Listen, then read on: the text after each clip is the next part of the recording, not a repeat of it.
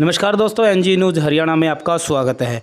दोस्तों, आपको पता ही है हमारे जो बद्दोवाला टोल है वहाँ पर हर दिन कोई ना कोई व्यक्ति आता रहता है, लेकिन आपको अंकुश परोचा से मैं रूबरू करा देता हूँ जो एक पहचान के मोहताज नहीं है। पहले भी कई बार आपको देखा होगा इन्होंने कि नरवाना के बद्दोवाला टोल पर जो अनशन पर बैठते हैं, महिलाएं बैठती है एक दिन पुरुष बैठते हैं। तो जिस प्रकार से वहाँ पर अनशन पर बैठने के लिए आज यहाँ पहुँचे थे, तो इनको पता चला भी ऐसे से आज महिलाओं की बारी है, तो अगली बार बैठेंगे। और मैं इनसे एक बात पूछूंगा। हमने ये बात इसलिए इसने ज़रूरी था क्योंकि जो संसद मार्च है वहाँ पर सत्र चल रहा है। जिस प्रकार से सरकार का सत्र चलता है उसी तरह किसानों ने भी अपना सत्र शुरू कर दिया है। उसके पैरेलल जंतर मंतर के पास वहाँ पर 200 किसान डेली जाते हैं सिंधु बॉर्डर से, और वहाँ पर जाकर इस 3 काले कानून हैं उन पर चर्चा की जाती है। तो अलग अलग स्टेट होती है, अलग अलग जो डिस्ट्रिक्ट पड़ते हैं वहाँ से उन लोगों को लिया जाता है। जैसे 26 जनवरी को आपने देखा कि बहुत ज़्यादा भीड़ हो गई थी और एक बवाल भी मचा था। तो इसको लेकर जो संयुक्त किसान मोर्चा है उन्होंने अब की बार ये डिसाइड किया है कि 200 किसान जाएंगे और विद आईडी देनी होगी। उन्होंने आईडी देनी होगी, जब जाकर 200 किसान उसमें जो संसद मार्च है उसमें शामिल हो सकते हैं। ये एक इनकी प्रोसेस है ताकि जो संसद मार्च के लिए जो वहाँ पर चर्चा की जाएगी तो एक प्रॉपर तरीके से वहाँ पर चर्चा भी हो और एक आइडेंटिफाई भी व्यक्ति हो। तो अंकुश परोचा से बात करेंगे। बहुत ही होनहार और मेहनती व्यक्ति है। आपको पता ही है 15,000 रुपये की राशि नरवाना के बद्दोवाला टोल पर देते हैं। और जिस प्रकार से उभर का एक चेहरा आया नरवाना के ब्लॉक शहर के लिए, नरवाना के लिए एक मेहनती व्यक्ति हम कह सकते हैं। आपने देखा होगा कि लोग दिखावे के लिए कुछ ना कुछ करते हैं, लेकिन जो अंकुश परोचा है हम इनसे खुद मिलना चाहते हैं। भी आप लोगों के सामने आइए, रहकर इतनी सेवाएं दे रहे हैं, थोड़े लोगों को भी पता चलना चाहिए आप क्या क्या सेवाएं दे रहे हैं। तो वो किसान आंदोलन में इनका पूरा हाथ है, सेवाएं दे रहे हैं।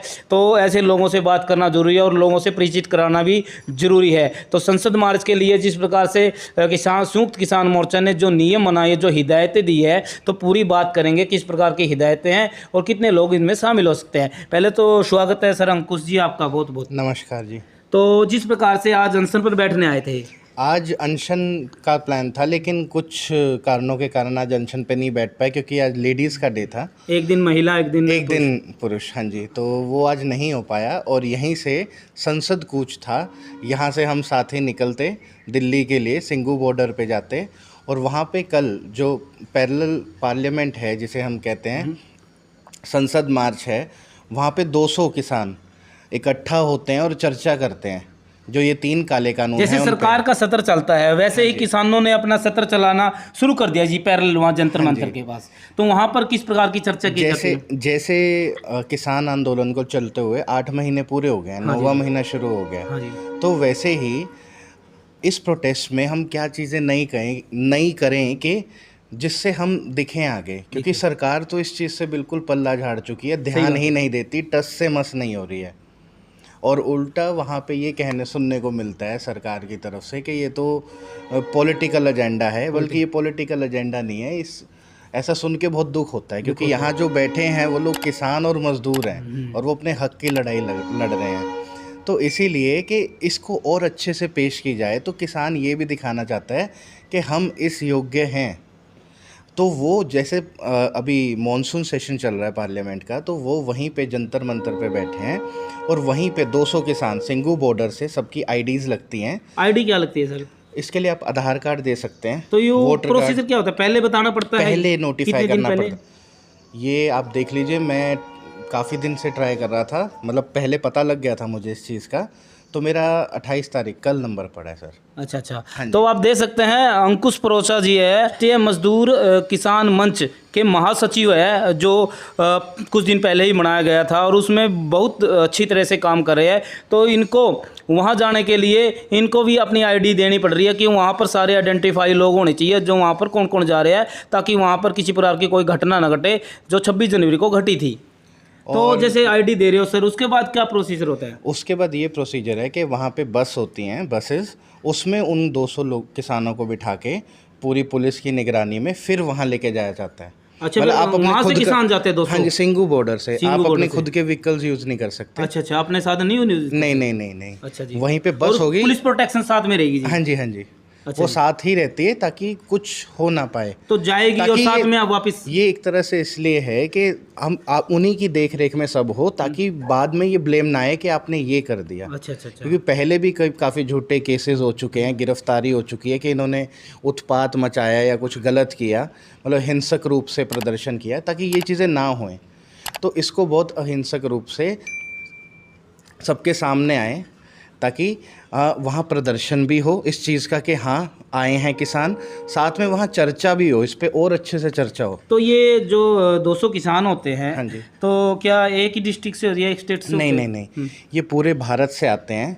आंध्र प्रदेश से आए, गुजरात से आए, केरल से आए, जैसे हरियाणा पंजाब पास में पड़ता है दिल्ली के, तो यहाँ से ज़्यादा रिप्रेजेंटेशन आती है, लेकिन उनको कम रख के बाकियों को भी आया जाए, ताकि ये दिखाना है सरकार को कि ये पूरे जितने भी किसान हैं पूरे भारत में इस चीज़ से पीड़ित हैं। क्योंकि सरकार ये कहती है कि ये तो सिर्फ हरियाणा और पंजाब का है, ये जो आंदोलन है ये भारत का आंदोलन तो सर आप जिस प्रकार से आप 200 किसानों में जाएंगे, वहाँ चर्चा होगी, तो क्या आपने भी कुछ किसानों के लिए अलग से बात सोची हुई है भी मैं भी ऐसी बात रखूँ जो किसानों के हित में? जी देखिए, वहाँ पे जाके सबसे पहले जो चर्चा होगी इन 3 काले कानूनों पे, प्लस इसके अलावा जो वहाँ के किसान फेस करते हैं, उससे सबसे पहले तो जो भाईचारा है वो ज़्यादा मजबूत होगा। मैं उनको जानूंगा, और दूसरे से वहाँ पर्टिकुलर क्या है, देखो हर जगह की अपनी अलग अलग प्रॉब्लम होती है।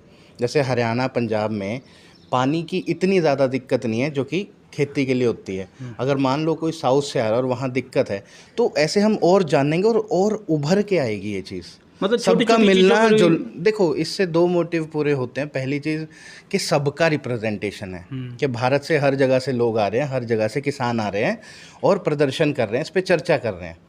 और दूसरा ये दिखाने के लिए भी है कि ये बहुत शांतिपूर्वक प्रोटेस्ट है, और इसके बहुत एम्स एंड ऑब्जेक्टिव्स और भी हैं कि कुछ गलत ना हो, ताकि कोई ब्लेम तो ना क्या हो। सर इसने जो आप मार्च कर रहे हैं, तो इसमें सरकार से परमिशन ली थी कि 200 आदमी हम? ये संयुक्त किसान मोर्चा ने मिलकर डिसाइड किया, ताकि कोई से अनहोनी घटना ना हो। अच्छा जी।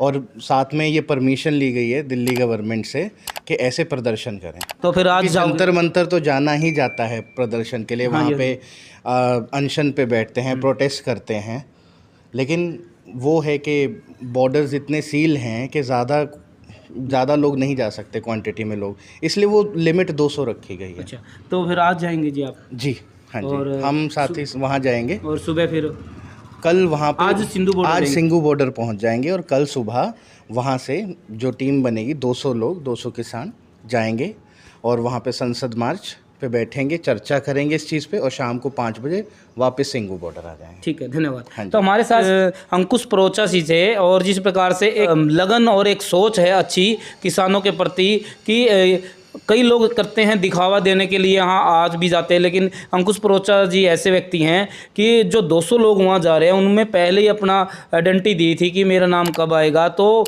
एक आम व्यक्ति की तरह कार्य करते हैं, और आज जाएंगे सिंघू बॉर्डर और कल वो रवाना होंगे संसद मार्च में। ये एक बड़ी खबर आप मान सकते हो, जिस प्रकार से एक उभरता हुआ चेहरा किसान आंदोलन में बढ़ चढ़कर भागीदारी दे रहा है किसानों के लिए, एक बड़ी बात है। तो वीडियो को ज़्यादा से ज़्यादा शेयर कर देना। एनजी न्यूज़ की खास रिपोर्ट देखते रहिए, एनजी न्यूज़ हरियाणा। वंदे मातरम, जय हिंद, जय भारत।